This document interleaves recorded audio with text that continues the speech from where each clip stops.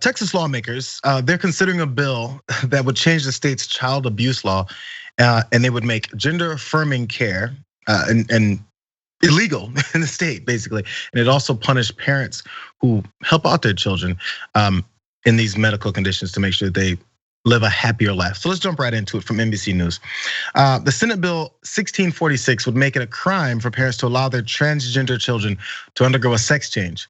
The bill heard in committee in the Texas Senate would redefine child abuse to include administering, supplying, or consenting to provide puberty suppression drugs, hormone replacement therapy, or surgical or medical procedures to anyone under 18, quote, for purposes of gender transitioning or gender reassignment.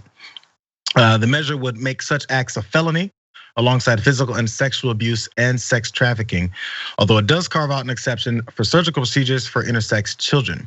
Parents who violate the proposed law could face 2 to 10 years in prison and have their child put in foster care and be open to civil litigation. So it's pretty serious with the way they're going through. And there was one particular mother that sat down in front of some of these lawmakers in Texas, and in several parts here, because I wanted to get a good portion of this, but this first part where she sat down and spoke with him, she talked about their priorities and how screwed up they are, but she's ready to fight. Let's listen. I am terrified to be here today. I'm terrified because I'm the parent of a transgender child. And I'm afraid that by speaking here today, my words will be used against me should SB 1646 or SB 1311 pass. And my sweet son, whom I love more than life itself, will be taken from me. But here I am. I want you to know how hard it is for me to be here today. Not only am I terrified for the future of my family, but I'm a small business owner with 2 children at home who are still going to public school 100% online.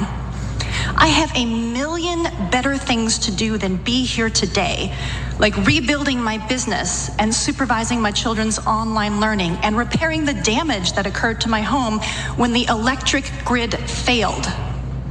But this committee and the bill's authors somehow deems my son's private medical care more important than COVID relief for women-owned small businesses or making public schools safer or fixing ERCOT.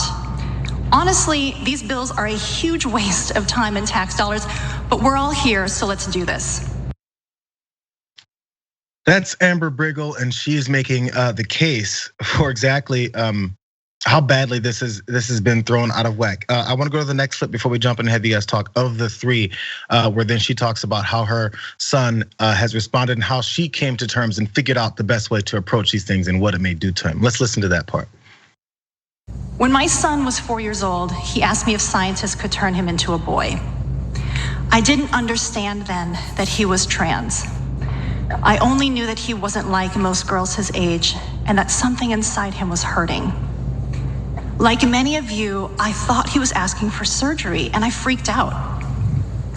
But after doing research, I came to understand that gender affirmation surgery isn't done on minors, and that there is a whole array of medical options available for transgender youth, including hormone blockers, which are 100% reversible, are not new, and are clinically proven to save the lives of the trans children taking them. Today, my son is 13 years old, the most popular boy in 7th grade, and loved by our friends, family, our church, and our community. This is possible because he has parents who affirm him and provide him the support he needs. Taking that support away from him, or worse, taking him away from his family, because we broke the law to provide that support, will have devastating and heartbreaking consequences. That last part really spoke to me even more, talking about, we're looking out for the welfare of the child because their parents are apparently irresponsible and are abusing them. So let's take them away, jail their parents, and then they'll have a better life. This kid who is saying he's a boy, and then you take his parents away when he's finally starting to feel comfortable, and then charge them and take them away and send them into foster care because that's a great place for him to be after all this. I wonder if that spoke to any of them, because there's a lot of times people like this don't pay attention to the people that they're actually affecting. They're just worried about the people that are paying them or the people that can help them get reelected. So I don't know how much they actually heard what she had to say, but that really spoke. I want to hear what you guys had to think about her testimony. Well, of course, they didn't hear a word of it. They don't care at all. They all voted for it anyway. Same thing happened in Florida. I want you to imagine the scenario where this bill plays out, where they find that a parent has been giving hormone blockers to their trans kid, and they rip the kid away from the parents, screaming and crying, and bring him to foster care. Then they imprison the parents. This is from the party that says they're for freedom. And this is from the party that says they don't want big government and government telling you what to do with your lives. This is from the party who says, I don't even want to wear a mask, and the government is doing tyranny because they're asking me to wear a mask to protect the health of our fellow human beings. That's too tyrannical. But I will rip your kids away from you if you use your own judgment. No, I'm gonna substitute my judgment as a politician for your judgment as a parent. And then I'm gonna call that what, freedom? Nah, they're not in favor of freedom. This is a party that is draconian, tyrannical, based on fear and hatred. They hate those kids, they hate those families. And it's really revolting to look at. And so, I'm so disappointed in myself, because as I was reading these stories in the beginning, I believed for half a second that they weren't completely lying.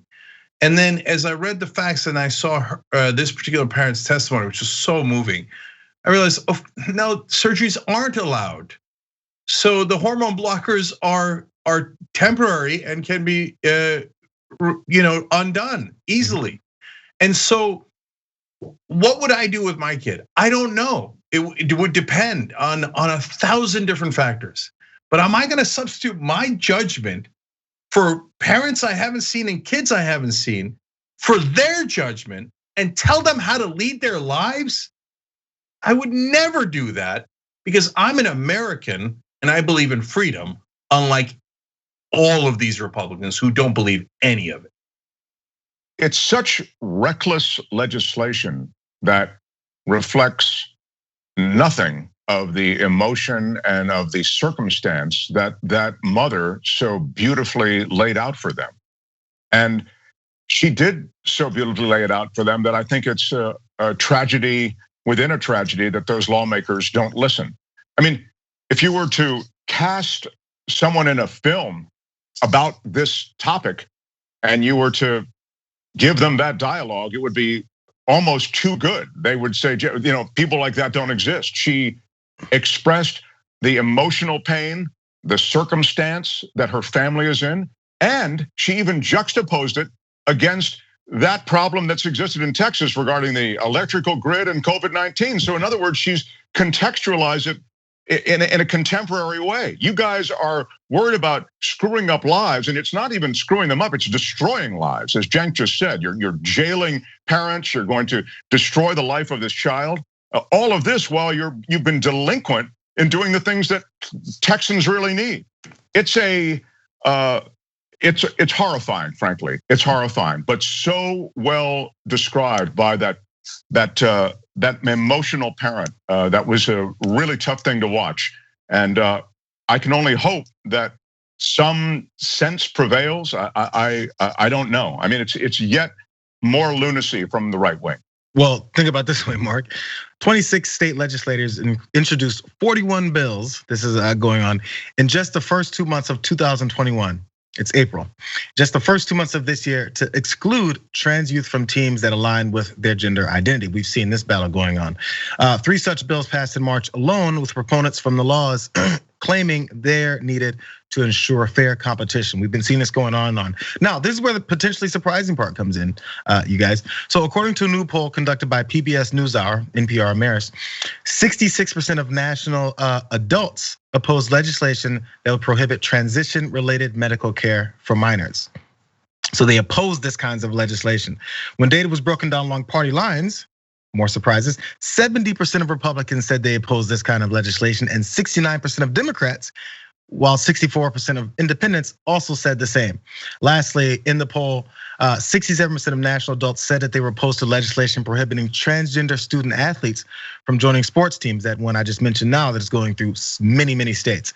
69% of Democrats are opposed to this kind of legislation, while 66% of Republicans and 67% of independents also said the same thing. So again, not only is this culture war type of legislation that Republicans are putting forward and these state legislators against what is happening in their states, but nationwide. So this is pretty much across the board. Are they listening to their constituents? Can they claim, oh yeah, I know my gun-toting, we talked about mass shootings just a minute ago. My gun-toting constituents are like, hell no, don't take my guns. Are they like, hell no, go ahead and implement this legislation that will take children from their parents because of who they are, and the parents are listening? That's where we're transferring over this to now? No, it doesn't matter what polling says. When bad legislation is put forward, just to be put forward to, I don't know, get some kind of points that you think you're gonna win on Fox News or wherever else you're trying to go on cable news to get your political points scored, you're just not listening to constituents. It's just blatantly what they've said. This goes along those lines when it comes to raising minimum wage, things with COVID relief. All those things were always extremely popular, but certain politicians like, yeah, my constituents said no. They don't even say that. They just say that's not what Americans are about. It goes back to saying we're the virtuous, we're the moral ones, we're the Christians. When none of those things match up with the actions that you take, you just say a lot of things and then do horrific things on the sideline, not giving a damn about what Americans and the people who voted you in, even Republicans, have to say about it. I do get the connection to business and to donors when it comes to things like minimum wage and some of the other things that you were speaking of. But Cenk, I ask you, because I don't get it either. What is the political calculus that they have done that puts them at odds, as Jayar says, with so much of their constituency? This is legislation that's not really supported. Yeah, this poll is actually a bit stunning. So let me explain a couple possibilities here. Now, look, there's some percentage chance that a lot of Republicans just didn't understand the question. Because more Republicans saying that they're against these anti-trans bills than Democrats just doesn't add up. Republican voters not that bright, so it's possible they misunderstood the question. I'm being honest, okay? Now, despite that, I'm gonna give them benefit of the doubt and assume that they understood the question. And probably I hope, fingers crossed, I'm rooting for them. The majority of them did understand the question. So let's take it at face value that this poll is real. Well, then you think, oh my God. First, as I just proved to you, I love beating up on Republican voters. Everybody else in media walks on eggshells. Oh my God, don't say anything about the voters, we'll lose our ratings. I don't care. They on most issues, they're awful. But on this one, if this is true, holy cow, they're not that bad at all. In fact, they're the same as Democrats and independents. So that's great news, great news. And so, and by the way, thank you, Republican voters, for being open-minded and actually believing in freedom if these results are true, okay? I'm happy to have that, that's wonderful to have, right? So why are the politicians doing this? There's almost no money involved, so that is not the answer in this particular case. And it turns out a majority of their own voters are against it. Well, the only thing I can think of, guys, is, and these stats are in my book that is gonna come out at some point. Now you could pre-order it now at justicescomingbook.com, okay? When they did a study of legislators, both Republican and Democrat, and asked them what they think their constituents think, it was dramatic findings. The politicians and their staff all assumed that the voters were way more conservative than they actually were. Even and it's really interesting. The Democratic politicians too, they're like, oh, this is a center-right country. Oh my God, they probably hate trans people. They don't actually look at the polls. They don't. It's amazing. They just assume because of the media that the country is massively right-wing. So it's possible that these Republican politicians are making a mistake. But the last possibility is, look, the country is basically run by about 25% of the country. That's the most right-wing people in the country. Because all you gotta do is get 51% in a Republican primary. And the people who get 51% of Republican primary win the Republican primary, and then in the red districts, which unfortunately, because of the way that our system is set up, for example, in the Senate, they're more likely to be red states, right? With less people in them, but more representation. So it's another issue. But at the end of the day, if you could just get 25.1% of the country of the electorate to vote for you, that's it. That's all you need, and then you'll have power for the rest of the time. So they do not represent the 75% of the other voters. They constantly represent the most right-wing, the most conservative 25% of the country. And that's probably where the core of this is coming from. And it is across the country, it's not just Texas. Florida passed a similar law. It's in that case, it's to ban trans girls from participating in girls' athletics. And so, they make these cases about, they're gonna break the girls' records and stuff. Yeah. No, the 98% of it is people who just want to be part of the community and they want to play volleyball and they want to run track and field and they're just kids, right? And they took that freedom away from them too. Representative Omari Hardy, who's a good legislator down there, made an impassioned speech saying, hey, you say the will of the majority, but that doesn't excuse anything. The will of the majority would also have taken my rights away, my parents' rights away. My parents are gay, and they would have taken their rights away. And Representative Hardy is African American, and they have in the past taken my rights away, et cetera. But in this case, it turns out it's not even the will of the majority. We're ruled. Nixon used to talk about a silent minority, or I'm sorry, silent majority.